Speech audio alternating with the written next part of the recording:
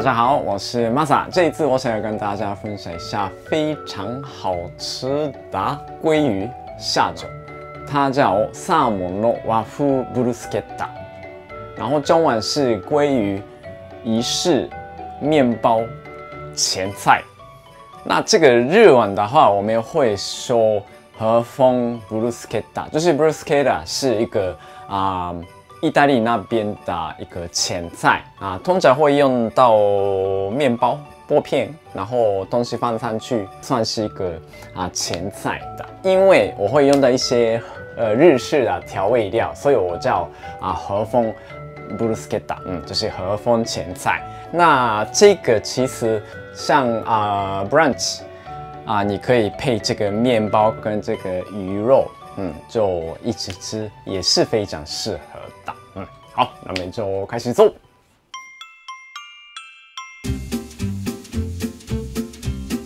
好，那现在会用到这个鲑鱼。那大家用这个鱼片时候，确认这个是生食用的，就是本来可以做沙西米的那一种。不止新鲜，就是确认这个是卫生面安全可以直接吃的，不加热可以吃的。不太清楚的话，就简单可以去超市场、冷藏区那边有卖很多已经切好的生鱼片，那些鱼肉也是可以用的，因为那个是确定已经切好然后生食吃的生鱼片沙西米的。所以那些买回来然后做这个料理也是可以的。OK， 所以这次我是用这个鲑鱼，当然可以换成喜欢的容易买得到的沙西米的鱼肉都可以用到了。OK。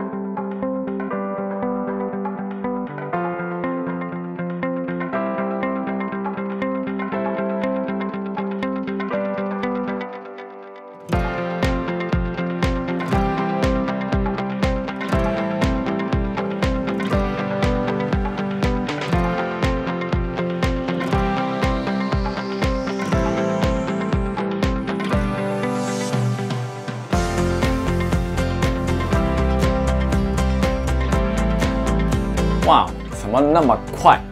非常好吃的样子的前菜完成了。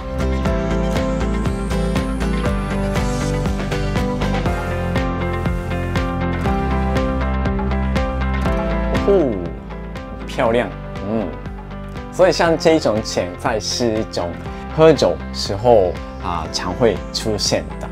所以这个跟不管你是喝什么的，其实都可以配合的。我来先吃，然后再解释一下。对吧？いただきます。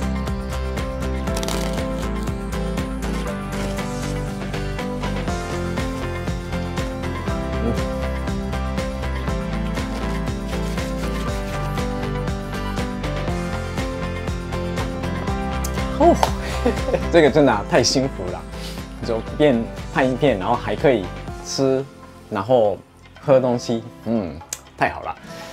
所以像这一种前菜是通常我们配饮品啊，所以啤酒、白酒、清酒，因为像这一种和风的样子的范式的口味的话，配清酒是也很适合的。面包先稍微烤一下，然后让它变成酥脆的样子，然后这个特别部分是用这个大蒜，新鲜的大蒜先稍微抹一抹。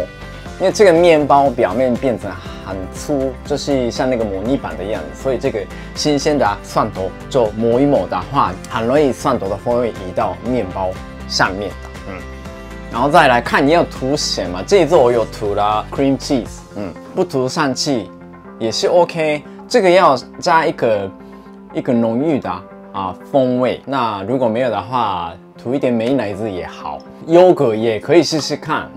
那生菜也是看各位习惯用的生菜都 OK 的，就是整个就吃起来就大家刚刚听到这个声音嘛，就是酥脆的，就是下面是脆脆，然后中间是一个 cream cheese 的那个浓郁的风味，然后有这个鲑鱼，一起吃就非常棒。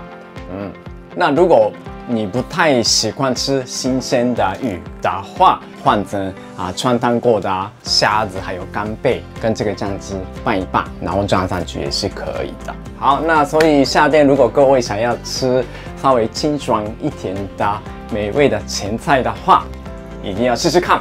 谢谢。